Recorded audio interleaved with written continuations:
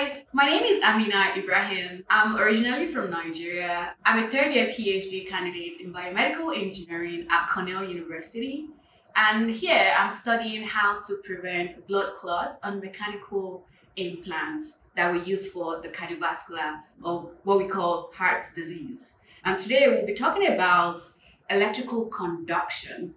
And under this topic, we'll be talking about moisture sensor, how to build a moisture sensor, and how can we use that, how can we apply that to our everyday activities. So when you hear moisture sensor, you're like, what does that even mean? Okay, so to break it down, moisture is like having some sort of water content. How do we measure that in, like, say for example, in your plants? And this is applicable where you have a situation where you're trying to like plant your soil, or when you're trying to like cultivate something and you're trying to measure the amount of water content in that soil. So how do you do this? So here we're trying to apply electrical connection and electrical conduction to test the content of this water content in your soil. So for today, I'll be walking you through how to build the soil moisture content, and this activity sheet will be shipped to you guys. And under this activity sheet, we'll be providing for you equipment to build this moisture sensors. We have in it, we have different breadboards, we have LED lights, we have resistors, we have connecting wires. And we'll also be you also be using this to like test on different soil samples. So you need to get your soil samples ready. You'll be needing a spatula. Then you'll also be needing a weighing balance and a pipetter to pipette your liquid into the sand. Okay, so let's get started. To start our connection, we'll be needing a breadboard, like I mentioned to you. So this is a breadboard, and we use a breadboard to have like a sort of as a baseline to have our electrical connection. So we'll be sending this to you as well. And then we need a NAND gate. So I'm going to introduce you to the concept of logic gates. So I know you might have been introduced to this in the past, but just let me give you a brief introduction to logic gates. So in logic gates, we have different gates, and they serve as one of the bases of electrical connections. So we have the AND gates, we have the OR gates, we have the NAND gates, we have the XNOR gates, we have the NOR gates, etc. So what does all of these jargons, what do they even mean? So when we have a logic gate, and we usually have like two different inputs. So we have the high resistance and we have the low resistance. So when we have a 1 and 1. So for the AND gates, you can only have a true value if the two inputs are 1. So if we have a 1 and a 1 here, for an AND gate, your output would be 1. But if either of these inputs, if either of them is 1 and the other one is like 0, for an AND gate, your output will be a 0. Then we also have an OR gate. So this is AND gate. Then we also have an OR gate. So for an OR gate, if either of the inputs is high or low, then your output will always be high. That is what an OR gate usually indicates. So when we have something like 1 as an high input and we have another input which is low, your output will always be high, right? So we also have the NAND gate. So for a NAND gate, it is a negation of the AND gate. So for AND gate, it tells you that you can only have one output, a high output, if both inputs are 1. But for a NAND gate, it's telling you that if you have this output to be 1, then you need to negate that to give you a low output. So at every point in time, your NAND gate will be 0 unless the both sides are high, and that output gives you a 1. And for a NAND gate, you negate it to give you a 0. So that's like the logic.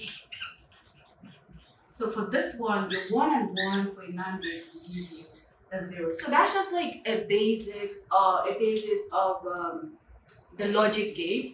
And this is important because we'll be applying that knowledge or that basics to this moisture sensor that we're trying to build. Because for this moisture sensor, we're using a NAND gate, and that is to tell us that for us to have an output, so here we're connecting it to a LED light. For the moisture sensor connection circuit itself, so this is how it is, and this is what we have on the same breadboard. So this is the electrical circuit connection. So we have a LED light, and here we have different resistors at different points. Then we have a 9-volt battery, and at this point we're connecting it to the soil, and this is the NAND gate itself. So what does this all circuit, what do they even imply? We have the battery that is connected to the inputs of this A point. And at this point, because it's connected to a 9-volt battery, at every point in time, this will always be high, right? Then we have this B point, which is not connected to any voltage or battery, which means at every point in time, this remains low. Then at this output right here, so high and low should definitely give you a low when you look at the AND gate, right? Because it is 0 and 1, that gives us 0. Then at the point where it's going out of the base, we have a negation, which means that from the low, it negates it to become a high. So the high value will make the LED light switch on at every point in time, as long as there is no high input from the both sides of the input. So in case of electrical conduction, like I earlier mentioned, electrical conduction means that there is a flow of electricity from one point to the other based on a connection that is between them. So what does this old jargon, what do they mean? If we have an input from this point where we have a 9-volt battery, and there is water in the soil, which means, and water is a very good conductor of electricity, as you guys already know.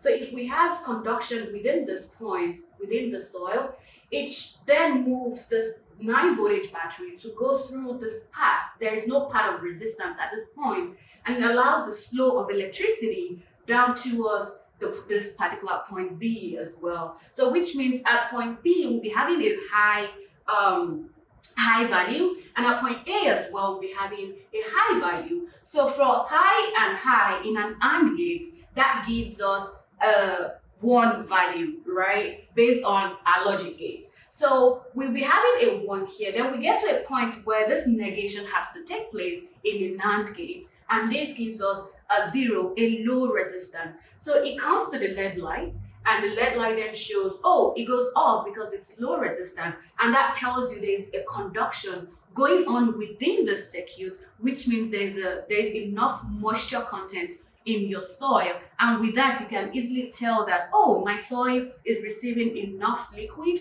to actually germinate or grow the plant. I hope that makes sense. Okay, so now that we have a basic understanding of our electric circuits and what we're using it for, now we have to build a circuit itself. What I'm showing you right now is already built, but the one we'll be shipping to you will not be built. So to help with building that, we've attached a building instructions for moisture sensor, and it helps you to know how to connect all of this gates and the resistors and the wiring connection. It's beautifully explained in here, so you have to go through that one after the other. Yeah, and now, so we're assuming that we've built our sensor, we've built our circuit, and now let's connect this circuit to a different soil and to test the different moisture content in different soils that we have. So I have my gloves on because we'll be working with the different soil samples that we have. You also need your goggles.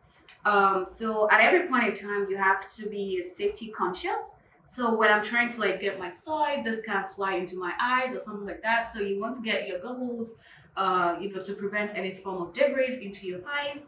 And now we have our activity sheets. You guys will be provided with these different activity sheets, and it's we need it because we need to record things that we'll be doing. We'll be doing some sort of measurements, and we need to record that.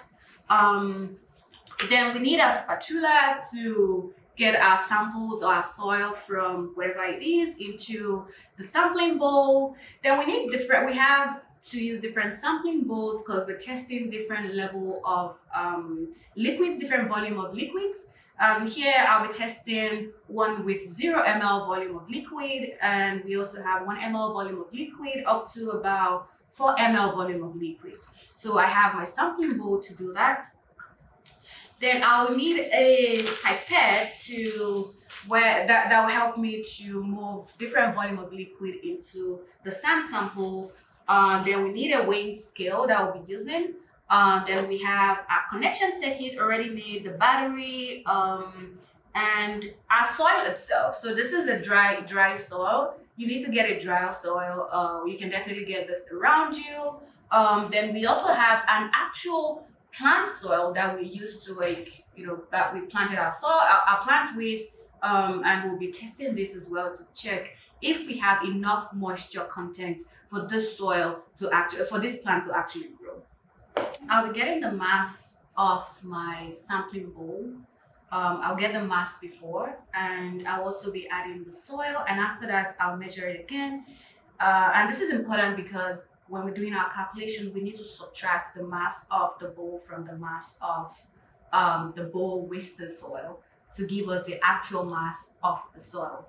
Okay, so we have our soil samples measured in different sampling bowls. So we have one that is 0 ml, where in this 0 ml, which means we do not have any liquid. Then we have 1 ml, we have 2 ml, 3 ml, and lastly we have 4 ml.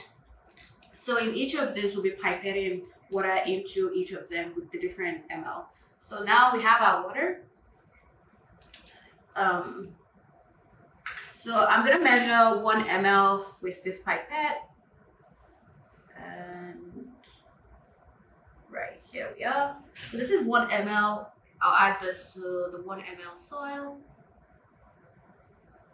So for this one, I'm gonna add 2 ml. Then for the 3 ml, I'll add 3 ml. For the 4 ml, I'll add 4 ml. So for each of the samples, you just need to add the appropriate ones that will be written in the sheet. So I'll be mixing the water with the sand using the spatula. So this is for the 4 ml. I'll do the same for the 3 ml and all the rest of the different samples.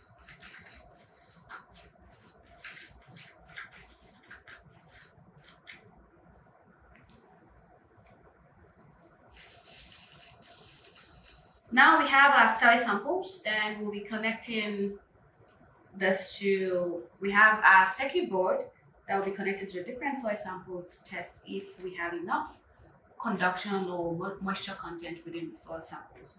So currently we have the LED lights on because, like I explained earlier on, it has to be on based on the connection that we currently have. And when you see the light goes off, which means we have enough conduction, which means we have enough moisture content within the soil samples. So this is the 0 ml.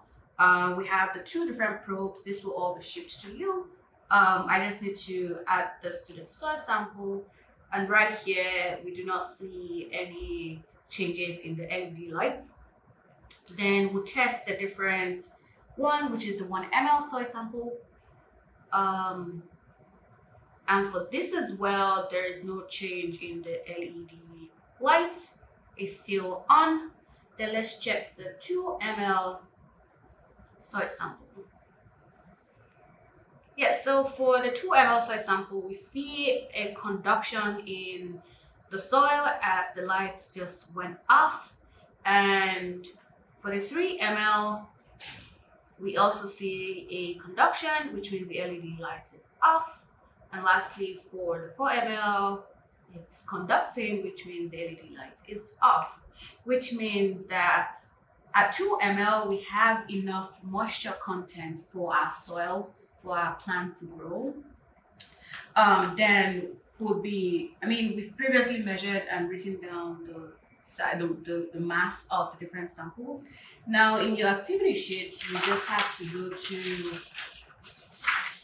calculate the percentage water content in your soil. Then you have to just write it down, then do the calculation, and you get the final result to know the percentage moisture content in your soil sample that is just enough for your plants to grow and not just in excess. So I'm just gonna write it down. Okay, so we've tested the different soil samples, then we measured each of the soil samples after adding the water content as well.